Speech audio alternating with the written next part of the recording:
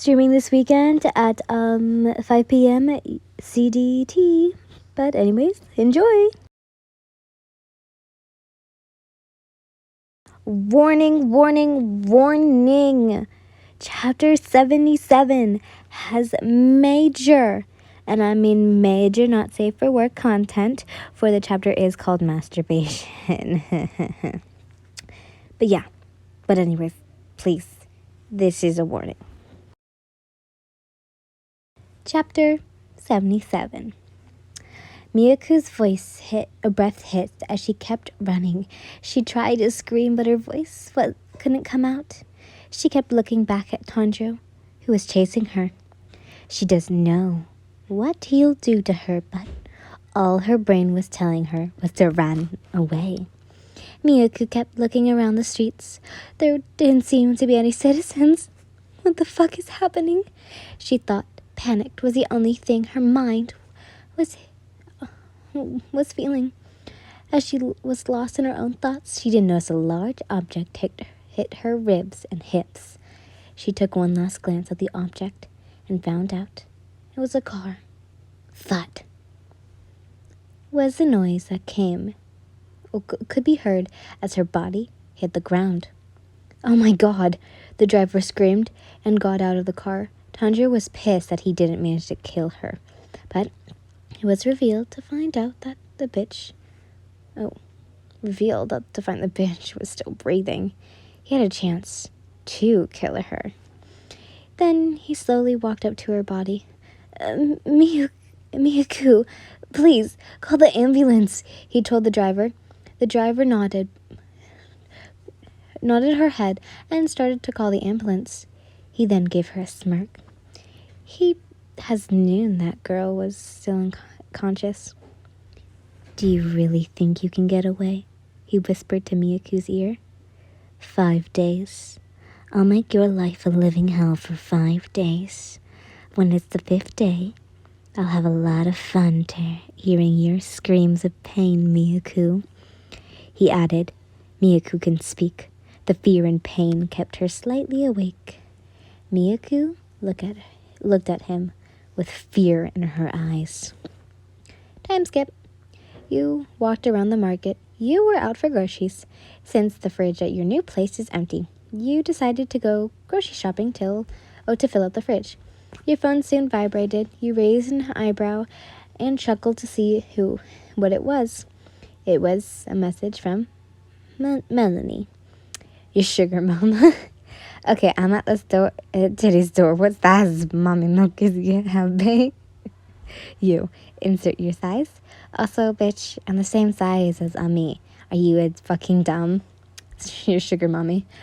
Fuck you, bitch. I'm buying you a new undergarment, and you treat me like this? You sugar mommy. What? Yeah, well, whatever. I expected less. And hose without the Levi skirt. It's just a Levi face, not a skirt. You. What the fuck is this? If you pull up at our house with that, I'm kicking you out. You let out a chuckle as Melanie texted. She was chaotic, but you knew how to handle her energy. As soon as you put your phone back into your purse, a voice spoke out. Yun, we meet again. You looked to see Yurichi. Oh, hello, you greeted him. You then looked at what was in his arms. It was Demon Killer 9000. The feline cuddled up to him. The cat soon looked at the listeners. Huh? Oh, it's you. Where's the dumbass dog? I kind of miss his ugly ass. He's acting very weird lately. And the last thing he told me was that the listeners are going to find it so sexy if I act so mysterious. But I don't know. He's stupid. Demon Killer 9000 told the listeners. You were a little confused as to why the cat was staring off somewhere. What are you doing here? Oh, you're doing your groceries again? He commented.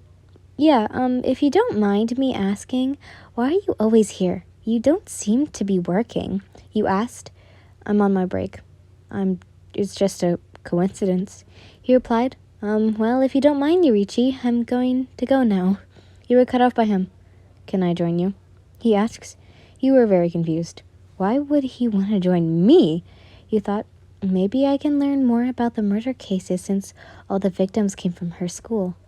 And they all seem to be acquaintances with her, Yurichi thought. To him, you were a potential suspect with this. He'd be able to judge you when whatever happens during this. It will definitely affect what he thinks of you. The more he looked and observed you, the more he thinks that it would be impossible for it to be you. That's how a number of serial killers, murderers, psychopaths look like. They seemed innocent. Well, sure, I honestly don't know why I'm saying yes, but I'm sure, he replied. Well, Yurichi-sama gives off safe vibes, so maybe he's just bored and wanted to waste some time, you thought? Time skip. Yurichi's phone vibrates. He raises an eyebrow and checks his phone. It was a message coming from the police station. Ian, he spoke out. You turned to him. I need to go. He added, oh, sure, you replied. Are you okay with that, or should I escort you home? He asks. No, it's fine. I can handle the groceries bags myself, you replied. He stares at you for a while before leaving. The whole hour he was with you, he didn't notice something suspicious. He had a shred of doubt that maybe you were innocent. But he wanted more proof that you were innocent. I'll keep an eye on you, Yen, he thought, as he left. But little did he know, there was more to this case. You were headed back to your apartment. While holding your 4 grocery bags, Yurichi was helping you before he had to go somewhere urgent. As you headed back to your apartment, you heard a familiar voice call out your name. Yen? Someone yelled out. You raised an eyebrow and turned around. It was Sanjiro. Oh, hey, Sanjiro. You greeted him. He blushes as you gave him a smile. He then notices the 4 grocery bags you were carrying. I can hold that for you, Yen, he suggested. Oh, thank you, Sanjiro. You thanked him and gave him 2 grocery bags. You then stared at him. Sanjiro, what are you doing near the market? You asked. Well, my house is just 15 minutes away from here, he replied. Oh, really? I didn't even notice. You spoke out of disbelief. By the way, Yin, where are you heading? I don't think this is the way to your apartment, he asks. Oh, I moved. Wait, how do you know this isn't my way to my old apartment? You asked. Sanjiro's eyes widened as he panics. He accidentally slipped in some information he wasn't supposed to know. Me told me he lived at Midori Street. He replied, oh, so Kojiro told you, he commented. Well, Ian, where are you headed? He asks, changing the subject. I'm heading to Midori Street. It's where my apartment is, he replied. Oh, well, we're here, he chuckled as you went in front of the entrance of your apartment. Time skip. Oh, thanks for the help, Sanjiro. But I can take it from here, you added. Are you sure? I can still help you, he insists. No worries, Sanjiro. I got this. Have you seen these big guns? You spoke out as you jokingly flexed your muscles. He then let out a laugh. Well, all right, Yen, he replied. Before you left, you patted his head and gave him a small smile. His face turned red as you left. He loved it. He loves your your praises and your head pats. Oh God. Here's some, the 18 plus shit. His mind is howling like the wind is howling like a storm inside. A voice that came out of the computer spoke. Ian? Oh, shit, I forgot. Ian? A person moaned out. The voice from the computer was now definitely to be Yin, and it was a voice clip of you singing. The person sniffed Yin's bra, the scent of her natural scent, and the degrain she used infused and together filled his senses. Well, there is one thief who stole a bra from you. It was Zenitsu. If only I got a brush she used, I'd be able to smell the sweet sweat of her boobs, he thought. His hands were wrapped around his cock. Right there, Ian, he moaned out. He was imagining your lips wrapped around his member. He used his thumbs to rub the tip of his cock, imagining that it was your tongue. He loves you so bad. He worships the ground you walk on, everything you touch, everything you own. He worships it. He worships everything about you. You are the divine being to him. Oh, how beautiful. He muses you. He even placed some of your natural ingredients onto his cupcakes. But we'll get into that later.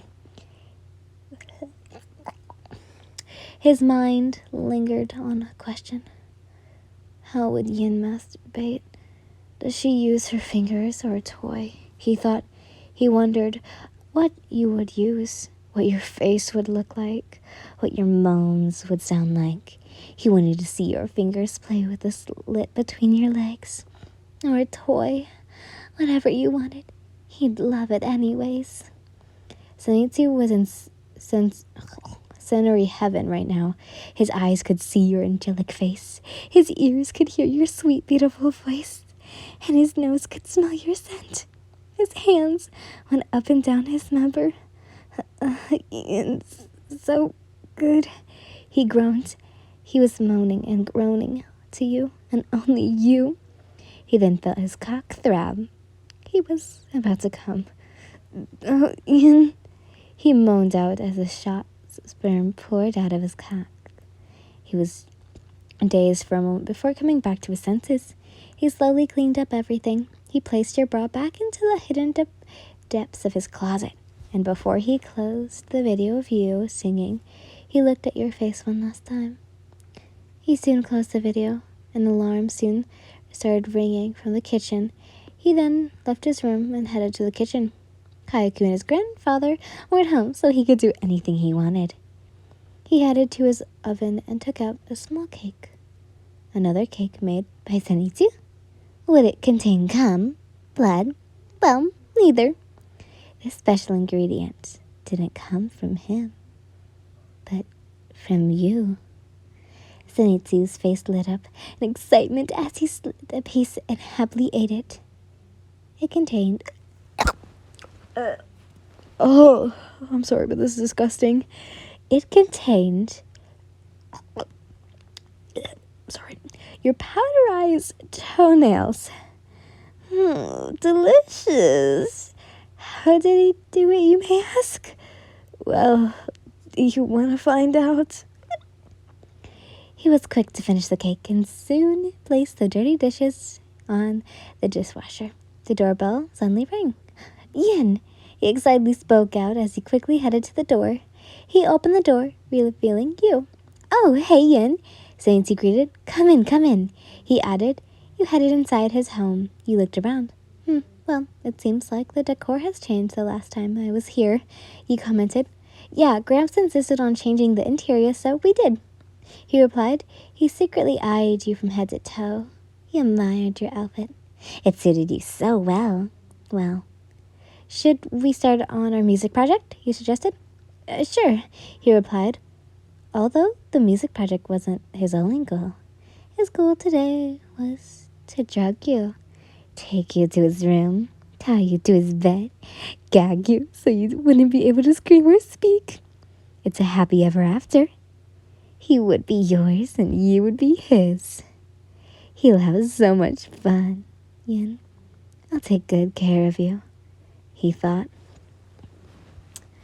Meanwhile, Nezuko giggled at your last text to her. You were texting her before you arrived at Zenitsu's house.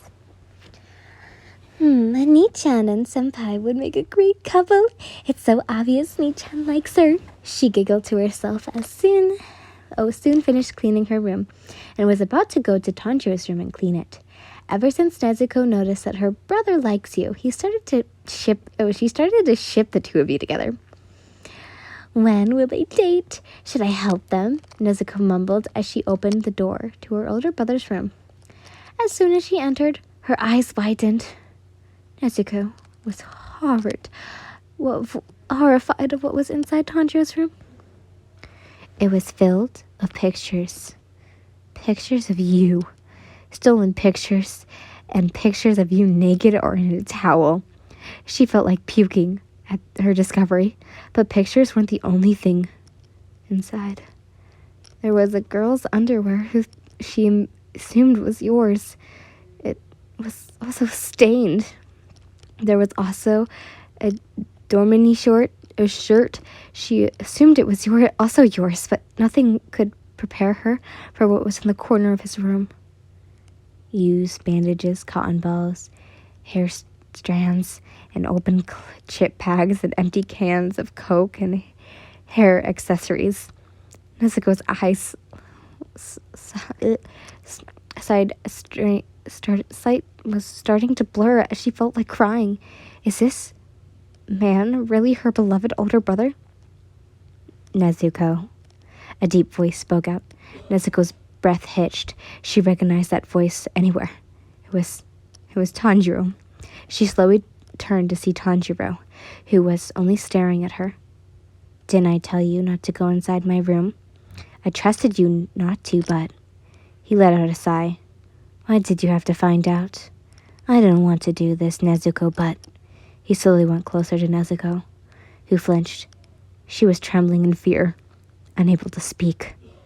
I'm sorry, Nezuko, that I have to do this.